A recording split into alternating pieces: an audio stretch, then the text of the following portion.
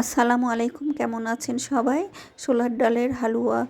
এই তো বুটের ডালটা ভিজিয়ে রাখছিলাম, রাখে পরিষ্কার করে ধুলাম। 3-4 ঘন্টা, যত ভিজাবেন ততই ভালো। আসলে 4-5 ঘন্টা ভিজালে ভালো হয়, কারণ তাড়াতাড়ি সিদ্ধ হয়। তো আমি রাইস কুকারে উঠিয়ে দিলাম, পরিষ্কার করে ধুয়ে, আর উপরে ফেনাগুলো ফেলে দিলাম।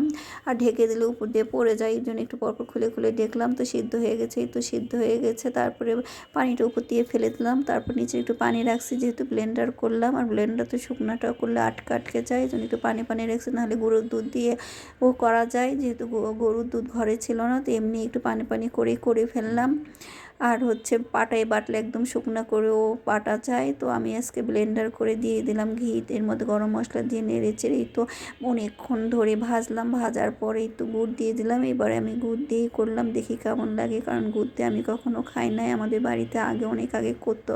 তো আমি গুঁড়া দুধও দিয়ে দিলাম বেশি করে। আর হালুয়া মানে গুড়, হালুয়া মানে চিনি, দুধ, ঘি, এটার উপরেই নির্ভর করে হালুয়ার মজা। বলে না, যত গুড় তত মিঠা। তো দিয়ে দিলাম গুড়, আর এর সাথে আমি চিনি মিক্স করে দিব।